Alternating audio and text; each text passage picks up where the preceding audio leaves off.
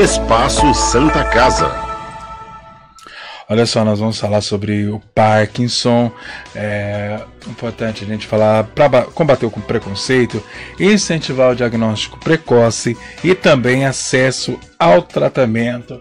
Para falarmos um pouco mais sobre o Parkinson, nós estamos com o coordenador do setor de neurologia da Santa Casa de Votuporanga, o Dr. João Ricardo Leão, já parceiro nosso aqui da nossa programação.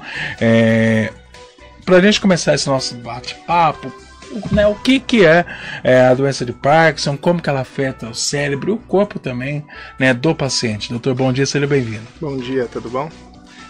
Então vamos lá. A doença de Parkinson é uma doença neurodegenerativa, né? Doenças neurodegenerativas são aquelas doenças que acontecem uma degeneração das células do cérebro, no caso os neurônios, e essa é uma doença progressiva e irreversível. Nesse grupo de doença, a doença de Parkinson ela ocupa a segunda posição. Ela perde apenas para a doença de Alzheimer. E na doença de Parkinson, por conta dessa degeneração desses neurônios, ocorrem alguns sintomas que são típicos da doença, né? Os sintomas motores, que são tremor, a lentidão dos movimentos, que a gente chama de bradicinesia, e a rigidez dos movimentos. Esses são os sintomas motores da doença de Parkinson, mas também a doença de Parkinson, ela acontece também, cursa também com sintomas não motores, né? Que são, na maioria das vezes, alteração do sono, então um sono mais fragmentado, um sono mais agitado,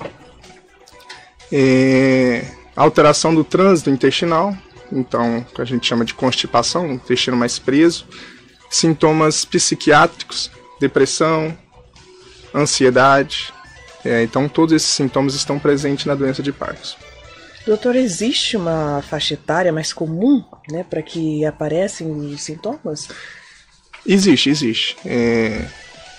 Na nossa prática, na maioria das vezes, e no mundo, né, no Brasil principalmente, a média de idade ela acontece em torno dos 60 anos. Né, mas a gente pega vários pacientes que iniciam sintomas de Parkinson acima de 75, abaixo de 40, mas a idade média é 60 anos, 55, 60, 65 anos. Mas ela pode atingir pessoas, tem sinal genético, como que é essa situação? A doença de Parkinson é uma doença multifatorial, então são vários componentes que favorecem o surgimento da doença. E o componente genético é um deles, mas não só, né?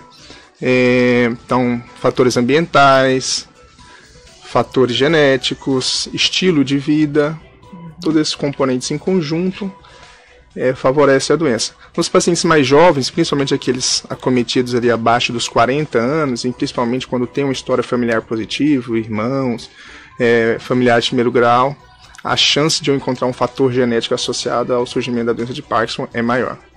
E quais são os exames que são solicitados para chegar nesse diagnóstico? Certo. O diagnóstico da doença de Parkinson, ele é clínico. Então, não é necessário nenhum exame para fazer o diagnóstico. Certo. Né? O diagnóstico confirmatório só se faria através de uma biópsia cerebral, né? Tirar um pedacinho do cérebro. Isso não se faz, né, no paciente vivo. Só pós-morte. Então, assim, eu não preciso de exames para fazer o diagnóstico. No entanto, na prática a gente acaba pedindo os exames, mas não necessariamente para fazer o diagnóstico da doença de Parkinson, mas muitas vezes para afastar diagnósticos diferenciais que podem cursar com os sintomas parkinsonianos que nós chamamos, né? Então, eventualmente nós pedimos ressonância de crânio, exames laboratoriais no sangue para avaliar o paciente de uma maneira geral e eventualmente alguns outros exames. Certo. Doutor, faz seus exames, tem um diagnóstico e aí começa uma nova etapa, tanto na vida do paciente quanto na vida da família, né, os familiares. Esses desafios, como que é? Tem um manual, não diríamos um manual, mas como que é conviver com o Parkinson? Os cuidados, os desafios, como que é? É um desafio, né? É um desafio. Acho que o primeiro desafio começa no diagnóstico. Então, receber o diagnóstico de Parkinson é complicado, é difícil, pro paciente e pro familiar. Muitas vezes o paciente já chega no consultório, no ambulatório, já sabendo, né, o diagnóstico começou ali com os tremores, lentidão dos movimentos, já deu uma pesquisada no Google. Isso não é uma doença que não tem cura, é uma doença progressiva, então ela vai evoluir invariavelmente. Então o primeiro desafio começa realmente com o diagnóstico. Né? Ingerir todas aquelas informações. Eu acho que o segundo passo, o segundo desafio é, como você falou, é conviver com a limitação que o Parkinson oferece. Isso não é fácil. Eu acho que um acompanhamento médico com orientação adequada é fundamental para essa jornada. Doutor, então, Parkinson não tem cura. Quais são os tratamentos, então, disponíveis atualmente para que viva de uma forma mais confortável, digamos assim? Certo.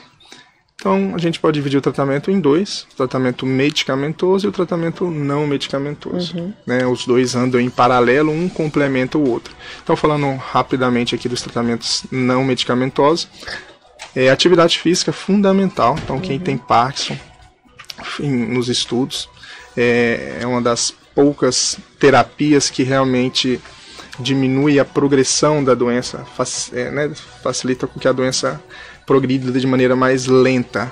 E aí eu estou falando de exercício físico, principalmente aqueles de alta intensidade, vigorosos, é fundamental. Alimentação saudável, controlar as comorbidades, hipertensão, diabetes. Então esse é o tratamento, vamos dizer, não medicamentoso. O tratamento medicamentoso, especificamente para a doença de Parkinson, a gente tem várias opções. O carro-chefe, que é o tratamento mais efetivo, é com a levodopa.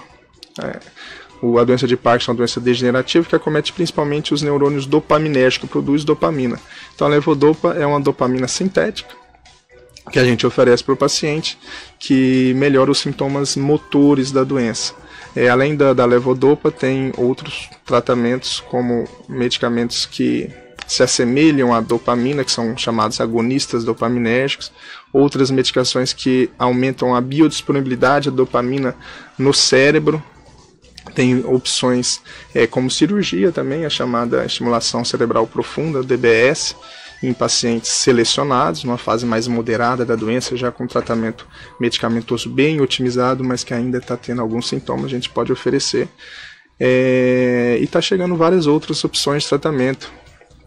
Ultrassom cerebral focado, tem algumas terapias com dopamina, com levodopa, porém não por via oral, mas por infusão. São algumas opções de tratamento. Muito bem, nós estamos no nosso Espaço Santa Casa de hoje, falando com o médico João Ricardo Leão, coordenador do setor de neurologia da Santa Casa de Votuporanga, onde nós estamos falando sobre o Parkinson. Como o doutor já disse, é a segunda, né, doença? É a segunda mais comum das doenças neurodegenerativas, perto só para a doença de Alzheimer. Estima-se ali que 2 a 4 mil pessoas no mundo terão doença. São, no mundo, em torno de 10 milhões de pessoas convivendo com sintomas de Parkinson. Com Parkinson, infelizmente é uma doença que ainda não tem cura. Vamos colocar o ainda, porque a gente espera, né, o avanço da medicina, dos estudos, que ainda não tem cura, mas tem tratamento, tem um acompanhamento, tem a questão do diagnóstico precoce e da importância de fazer um acompanhamento. O brasileiro não tem muita mania da medicina preventiva, né, doutor? Mas exame, acompanhamento é muito importante para prevenir ou então já começar a fazer uma espécie de tratamento, né? Isso, é fundamental. O diagnóstico precoce para a gente já orientar o paciente, orientar o familiar, começar o tratamento de maneira que ele, né, essa jornada seja cada vez menos sofrida.